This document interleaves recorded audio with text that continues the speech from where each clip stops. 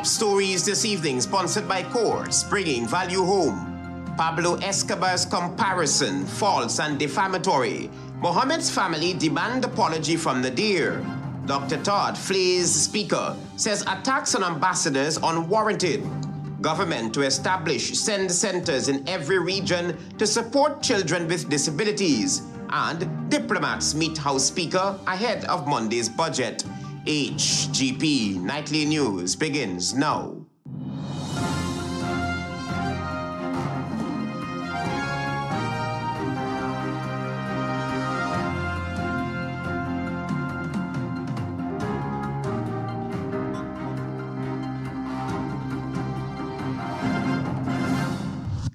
Good evening to our viewers here in Guyana and online. I'm Travis Chase with the Thursday, January 22, 2026 edition of the HGP Nightly News. We have what you need to know this evening.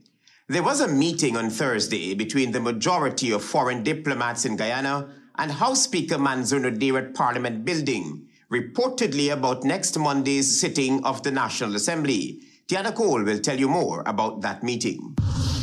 As Ghana prepares for election of an opposition leader next Monday, diplomats on Thursday met with Speaker of the National Assembly, Mansour NADIR.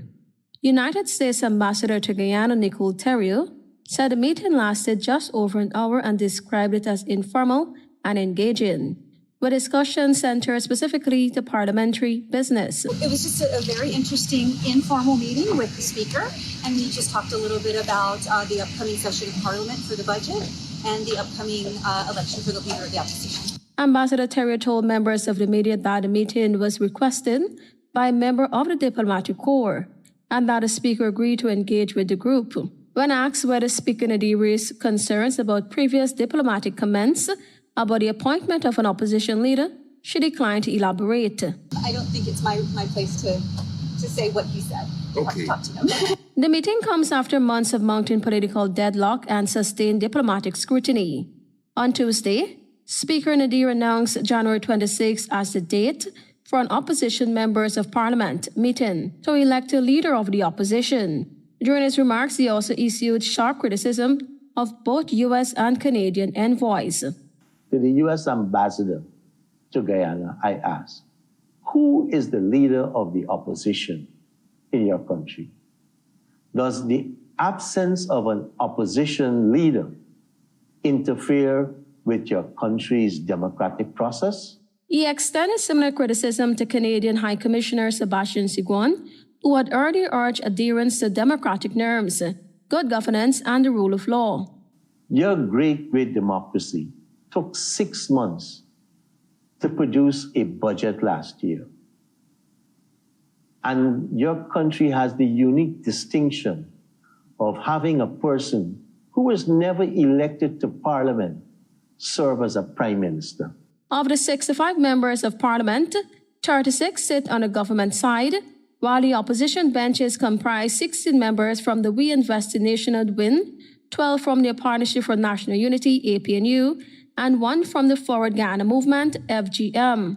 Tiana Cole reporting for the HGP Nightly News. You will hear now that Nizar Mohamed has slammed the Speaker of the National Assembly over Pablo Escobar's remarks and has demanded a public apology. Pablo Escobar, while he may be a role model for some, went down the route of becoming an honorable member of parliament. Extortion, money laundering, terrorism, and trafficking were all associated with Pablo Escobar. Same as the internationally indicted fugitive offender. Embattled businessman Nizar Mohamed has issued a strongly worded letter to Speaker of the National Assembly Mansour NADIR, condemning what he describes as abusive, false, and defamatory statements made during the Speaker's address to the nation on January 20, 2026, particularly a comparison linking Azzedine Mohamed to notorious Colombian drug lord Pablo Escobar. In the letter, Mohamed accuses the Speaker of recklessly invoking drug trafficking and criminality without evidence, arguing that such remarks were designed to mislead the public and irreparably damage reputations. He insists that neither U.S. authorities nor any official legal filings have ever accused Azruddin Mohammed of drug trafficking, cartel activity, or narcotics-related offenses. Mohammed maintains that the U.S. Office of Foreign Assets Control, designation, and related indictment concern alleged tax matters only and do not reference drugs or proceeds of narcotics. Describing the Speaker's remarks as a misuse of constitutionally neutral office, Mohammed said the Pablo Escobar comparison amounted to character assassination from the chair of Parliament and undermined public trust in the National Assembly. He has formally called on Speaker Nadir to issue a full and unqualified public apology to Azruddin Mohammed and to the people of Guyana, asserting that the comments were malicious, unsubstantiated, and unbecoming of the Speaker. As for the record so far, there has been no confirmation that the Speaker has publicly responded to the letter. Travis Chase, HGP Nightly News. With anticipation for the 2026 budget presentation on Monday, business coach Dr. Vishnu Durga outlined the key priorities he believes will benefit everyone, such as increasing the current $130,000 income tax threshold to $160,000. Antonio Day spoke with the Action Invest Caribbean chairman and has more details. What I am very concerned about is to ensure that every Guyanese and every visitor, for that matter of fact, because we have a lot of visitors to Guyana who are also contributing to Guyana's development at the moment, really get rewarded for their effort. In an exclusive interview with Nightly News, Dr. Durga commended the government for its efforts in diversifying the business consortium, but spoke about the necessity of creating sustainable methods for people who are described as underprivileged. At this point, the Action Invest coach remarked that he has consistently advocated for initiatives to promote employment. Durga stated that to foster local employment and encourage sustainability for the Guyanese people, it is necessary for good incentives to be a top priority. What I would like to see happen is that we create incentives that encourage employment. So one way of encouraging employment is to increase the threshold. Right now, the threshold, I believe, is at 130,000, so up to 130,000 of... The business coach recommends that the current income tax threshold should be increased to $160,000. From an economic perspective, Dr. Durga explained that an one-time cash grant injection of $100,000, if distributed over a year, would be equivalent to approximately $8,000 per month. If annualized, is equivalent to $100,000. We've now encouraged people to make sure that they stay employed, that they keep moving up that ladder as well. And they are now in control of their own income level. The business coach explained that while cash grants can only be used intermittently, it is important to consider the implications for Guyana should oil prices decline, particularly given the country's current stage of oil and gas development. He noted that if this occurs, cash grants cannot be distributed. Negative financial consequences will impact the country and, by extension, its citizens. The Action Invest leader stated that it is preferable to equip individuals with the skills to provide for themselves, rather than simply offering them direct assistance. He also emphasized the necessity of establishing incentives for individuals experiencing significant economic hardship or those in vulnerable communities. Antonio Day reporting for the HGP Nightly News. Thank you, Antonio, for your reporting. Stay with us. There is more news ahead.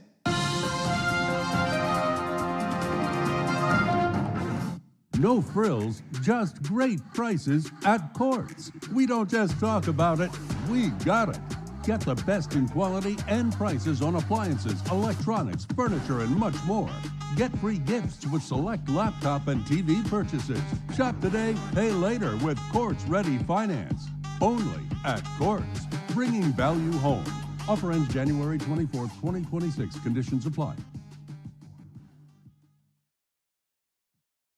Welcome to SNL Electrical Inc., where lighting and electrical needs are met with expertise and style. From the latest in electrical lamps to durable cables, circuit breakers, panels, we have it all. Illuminate your space with our elegant chandeliers, stunning crystal lights, and versatile pole lights. Looking to upgrade your comfort? Explore top-of-the-line AC units and our diverse selections of stylish styles. Visit us at 170-180 Thomas Street, Kitty, Georgetown. Discover solution that not only lights up your world but transforms it. Call us on telephone number 226-3018 or 223-1634. SNL Electrical Inc. powering your life with elegance, quality, and care.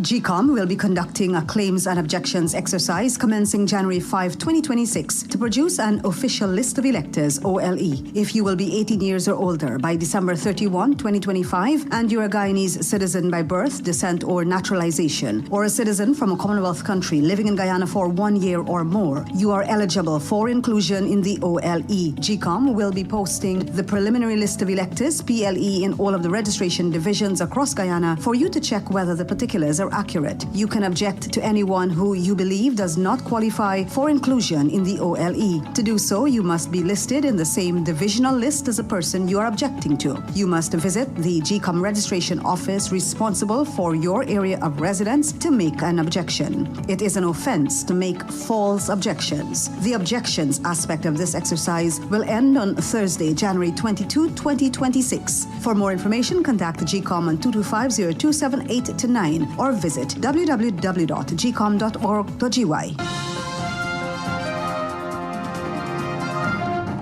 Welcome back to the HGP Nightly News. You need to know that Attorney at Law and Member of Parliament Dr. Dexter Todd has sharply criticized Speaker of the National Assembly Mansour Nadir following his public attack on the United States and Canadian ambassadors on what can be inferred as meddling into the country's internal affairs. Here's more. Dr. Todd says the diplomats were, quite to the contrary, defending the integrity of Guyana's constitution by calling for the appointment of a leader of the opposition, a leadership post he stressed that is mandatory and not optional. Within that context, the claim of internal interference in Guyana's affairs by Nadir doesn't even pass the acid test. According to Todd, governance cannot function on the will of the president alone. The Oxford Dictionary defines administrative law as the separation of power principles, divides governmental authority into legislative, executive, and judicial functions, ensuring each branch remains distinct to prevent tyranny and protect liberty through checks and balances. Complete separation is impossible and does lead to overlaps where agencies exercise quasi-legislative or quasi-judicial powers, necessitating judicial review to keep administrative actions within legal bounds. Todd said the office of the leader of the opposition is a constitutional pillar of democracy, and leaving it vacant leaves the country's governance structure incomplete. Our system is designed to be a complete structure. The office of the leader of the opposition is not a suggestion or a political courtesy. It is a constitutional office. To leave that seat vacant is to leave our democracy unfinished. The MP warned that while the Speaker is entitled to personal opinions, those views must never override the rule of law when acting in an official capacity. He described it as deeply troubling for a speaker to appear comfortable defending what he called an undemocratic and unconstitutional position. When the international community calls for this vacancy to be filled, they are not taking sides. They are standing on the side of the supremacy of our Constitution, which is the highest law of our land. Dr. Todd said the Speaker's role is to safeguard parliamentary rules, not obstruct the Constitution that empowers the House. As tensions mount in the National Assembly, Todd cautioned that Guyana is entering interesting times and called on elected officials and citizens alike to defend democratic guardrails before they erode further. A speaker should be a referee of the House, ensuring the rules are followed, not as an obstacle to the very laws that give the House its power. He concluded that respect for the Constitution must always outweigh political agendas, not for the sake of the international community, but for the Guyanese people. Travis Chase, HGP Nightly News. Member of Parliament representing We Invest in Nationhood, Tabitha Sarabu-Hali, on a radio program on Wednesday, believes that the government, and by extension the Speaker, was caught between a rock and a hard place, so they had to make a decision on Budget 2026 and setting the meeting to elect the leader of the opposition. Marvin Cato reports. When their backs were against the wall, that they had to make the decision, and they were just, for the last couple of weeks, almost months now, trying their best not to have to do it. But once they knew once they had to deal with budget, that they could no longer pretend that it was not necessary.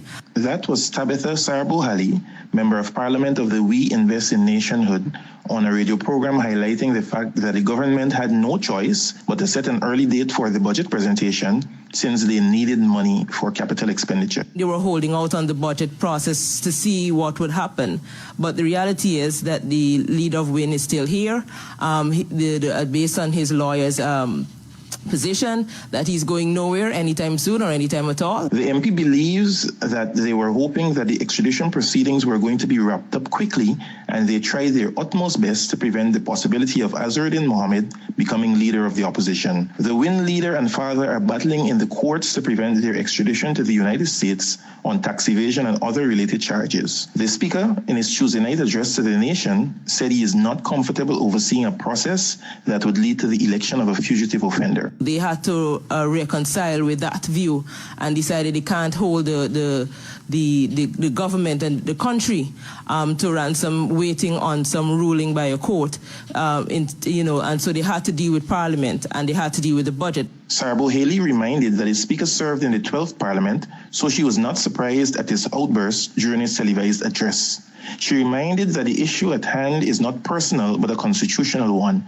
Hence, no matter one's feeling towards an issue, there shall be strict adherence to the Constitution. Laws are in place for a reason, the MP stated, so someone's view of a particular individual should not prevent a legal process from going forward and the Parliament progressing with the people's business. Several stakeholders over the past months, including a former Speaker and diplomats, were in the forefront calling for the election of the leader of the opposition and the work of Parliament to proceed. Marvin Cato, reporting for HGP Nightly News. Antonio Day reports that Region 10 has been without an elected chairman and vice chairman for close to 4 months. As a result of this, the region's budget for 2026 could not have been submitted. Here is more. 18 councillors were sworn in back in October of last year. 9 for WIN, 5 for the Partnership for National Unity, 3 for the People's Progressive Party Civic, and 1 for the For Guyana movement. The RDC election ended in a 9-9 tie-break between WIN and APNU nominees. Since then, the Regional Executive Officer and Clerk of Council suspended the process and said that the matter would be referred to Minister of Local Government and Regional Development, Pri Manichan, to break that tie. However, Manichan on Monday, during a media engagement, said that since the amendment of the Local Democratic Organs Act in 2017, she has no role in choosing a chair for Region 10, noting that the clerk must follow the law. I am a political appointee. The legislation specifically sought to remove from the minister's purview interference in this process, and I wouldn't want to breach that at all.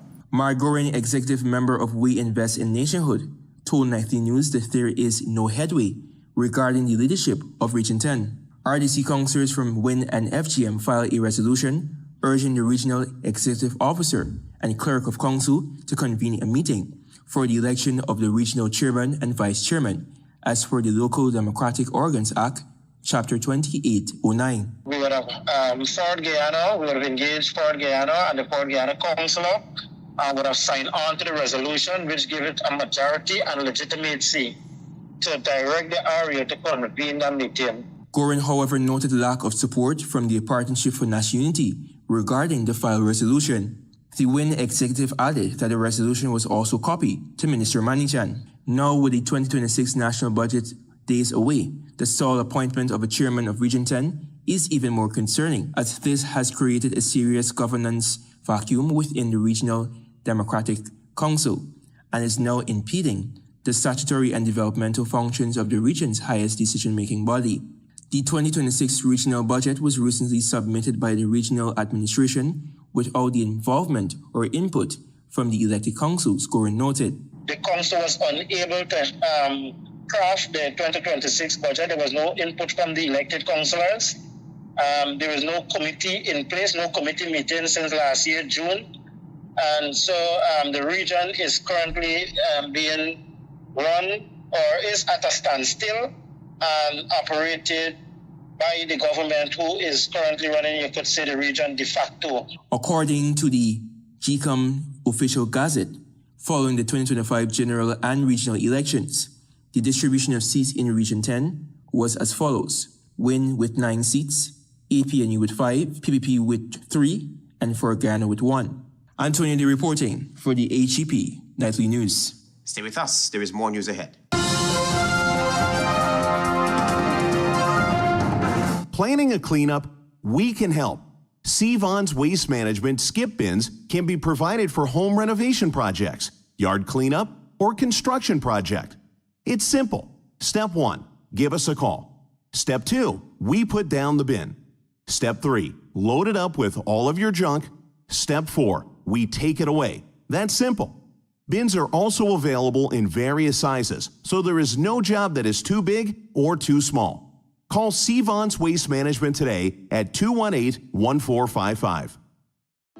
GCOM will be conducting a claims and objections exercise commencing January 5, 2026 to produce an official list of electors, OLE, if you will be 18 years or older by December 31, 2025, and you're a Guyanese citizen by birth, descent, or naturalization, or a citizen from a Commonwealth country living in Guyana for 1 year or more, you are eligible for inclusion in the OLE. GCOM will be posting the preliminary list of electors, PLE, in all of the registration divisions across Guyana for you to check whether the particulars are accurate. You can object to anyone who you believe does not qualify for inclusion in the OLE. To do so, you must be listed in the same divisional list as the person you are objecting to. You must visit the GCOM registration office responsible for your area of residence to make an objection. It is an offense to make false objections. The objections aspect of this exercise will end on Thursday, January 22, 2026. For more information, contact GCOM on 225-0278-9 or visit www.gcom.org.gy.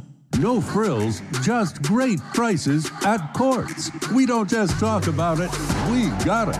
Get the best in quality and prices on appliances, electronics, furniture, and much more. Get free gifts with select laptop and TV purchases.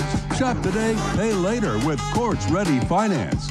Only at Courts, bringing value home. Offer ends January 24th, 2026. Conditions apply.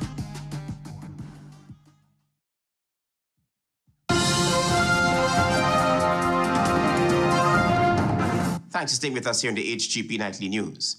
Children with special education needs are set to benefit from expanded government support as plans move ahead to establish SEND centers in every region. Find out more from Tiana Cole.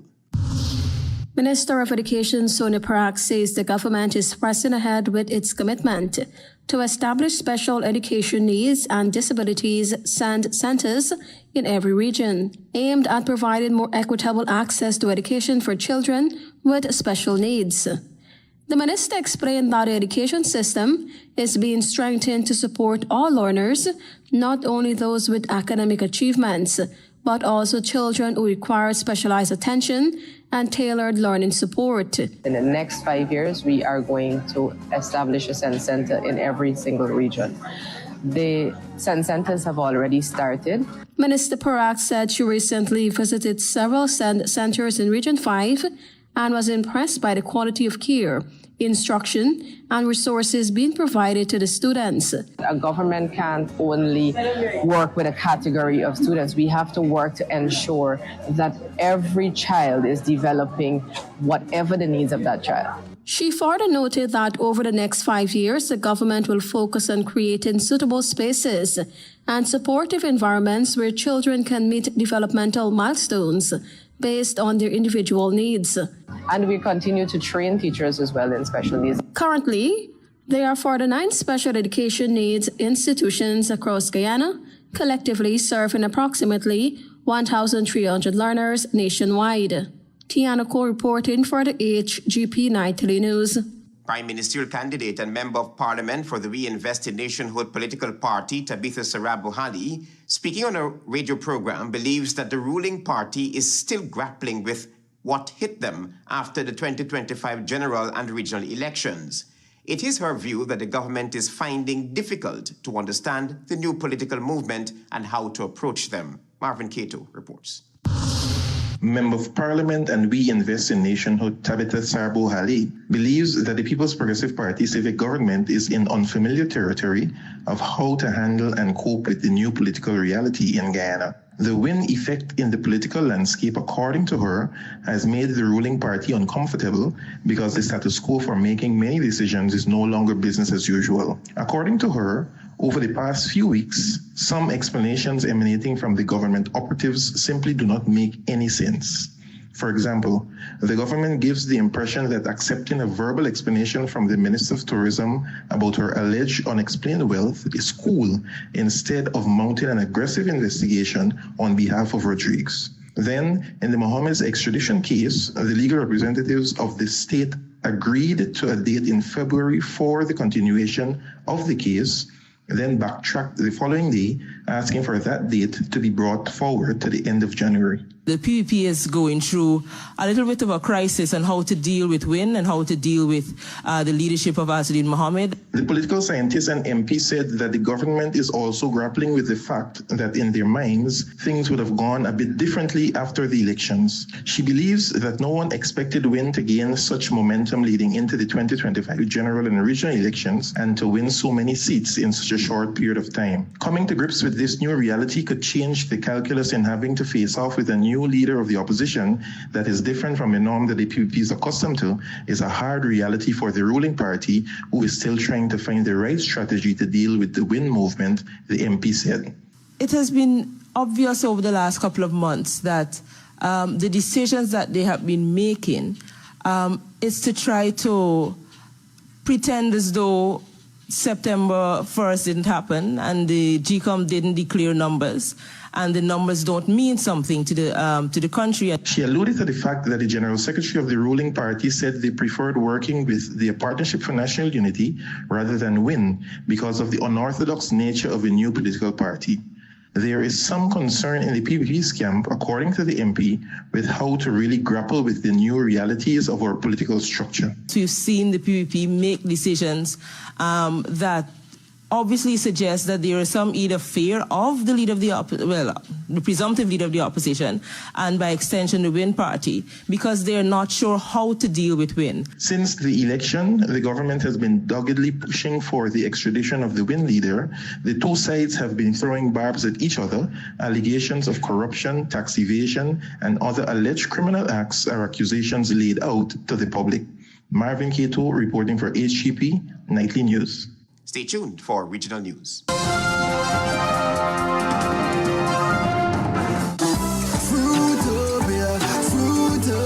it's a drink that's hype. Citrus punch, fruit punch tastes nice. Guava, pineapple, that give me a vibe. We don't want nothing less compared to the rest. Fruitopia the best. Quench any thirst when it comes to the test. Perfect thing for my lunch. Flavors like a punch. Fruitopia, Fruitopia, it's a drink that's hype. It's citrus punch, fruit punch tastes nice. Fruitopia, the drink that rocks your lunchtime. It's Christmas at Survival Supermarket, and our year-end promotion is bigger than ever. For every $5,000 you spend, you can win one of 30 prizes. One of 4 Samsung double-door refrigerators, one of 4 Samsung washing machines, one of 4 Samsung 58-inch televisions, one of 4 Members Mark sofa sets, one of 4 portable music systems, one of 4 grocery vouchers valued $50,000 each, and one of 3 sets of car rims, and one of 3 trips to local resorts. The Survival Christmas promotion begins December 4th, with the final drawing on December 23rd, 2026. And the grand presentation on January 30th at our new Little Diamond Supermarket. Yes, this Christmas, spend $5,000 and enter to win fantastic prizes at all branches of Survival Supermarket. Happy holidays and great shopping to you all.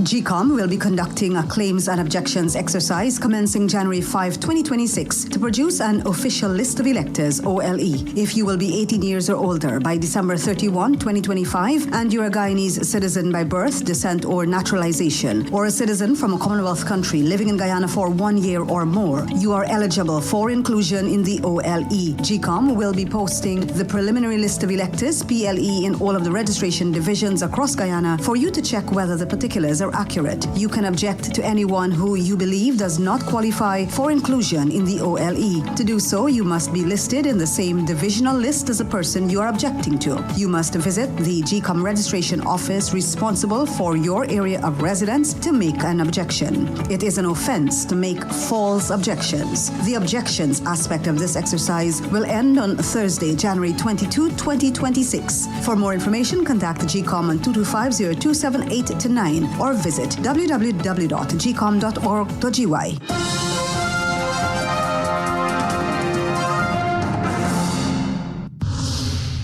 Good evening and welcome to Thursday's edition of the Regional News. I'm Antonio Day. Here's what you need to know as we begin with news in Trinidad and Tobago.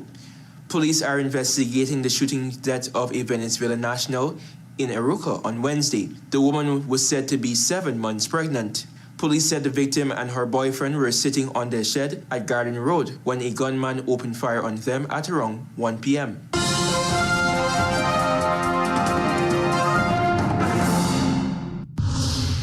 Over to news in Antigua and Barbuda. The United Progressive Party has defended the conduct of Monday's St. George primary, insisting that long-standing constitutional rules, not voter apathy, accounted for the low number of ballots cast. Party officials have said eligibility to vote was restricted to registered branch members who were financially up to date at least 14 days before the primary, a requirement they maintain was clearly communicated well in advance.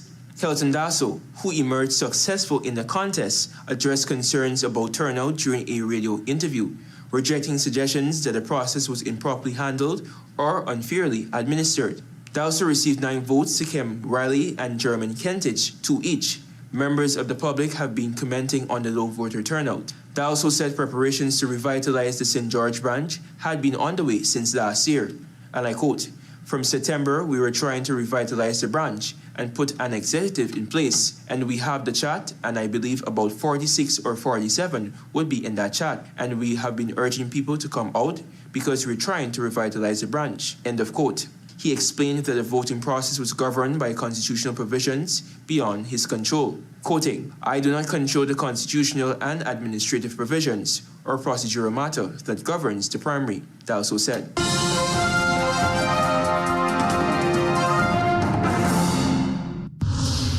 And finally, with international news.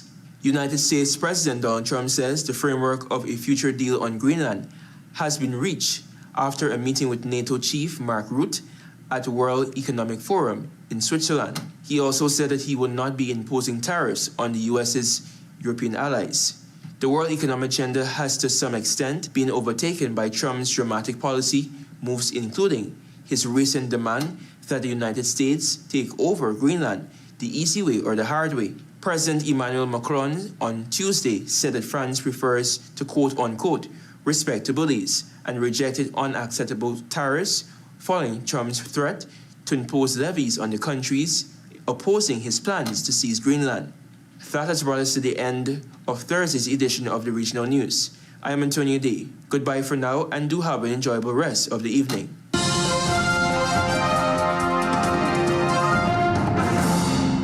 Delvin Neblet is up next with HGP's Sports Pulse.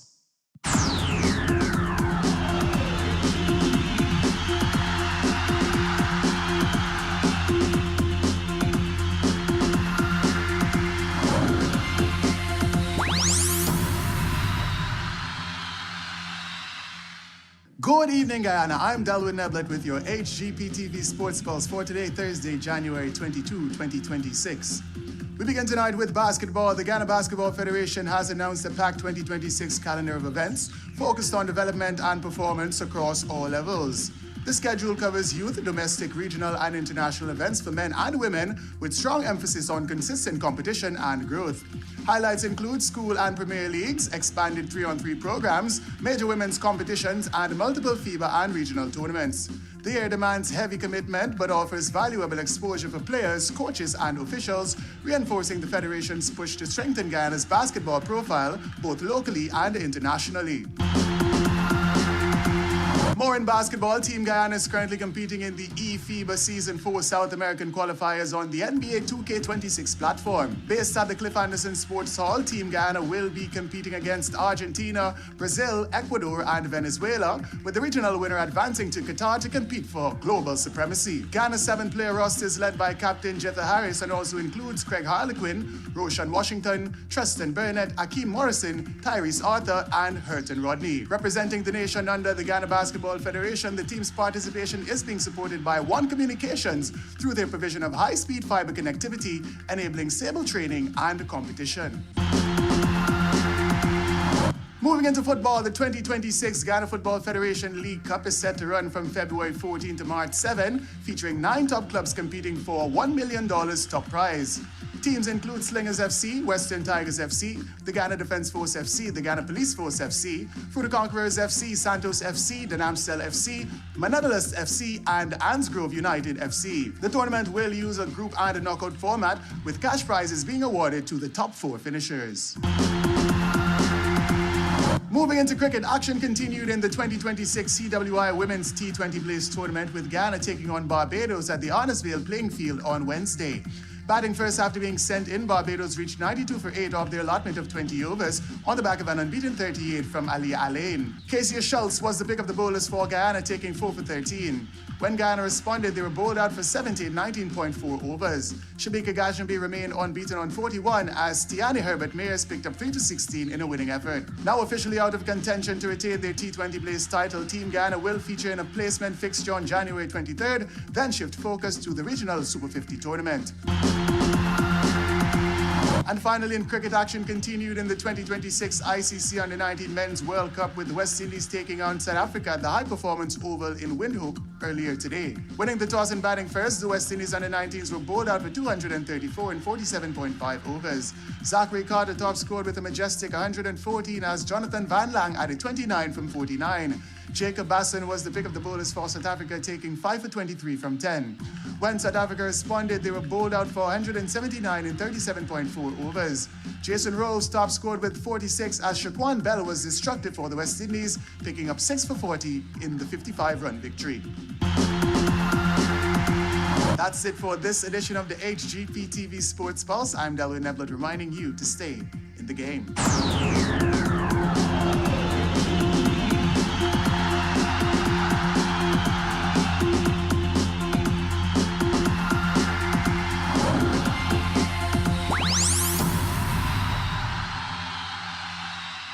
Pablo Escobar's comparisons false and defamatory. Mohamed's family demand apology from NADIR. Dr. TODD, FLAYS speaker, says attacks on ambassadors unwarranted. Government to establish sender centers in every region to support children with disabilities. And diplomats meet House Speaker ahead of Monday's budget. Those are our major headlines. For these stories and more, please go to our website. It's www.hgptv.com. I'm Travis Chase. Thanks for watching. Goodbye.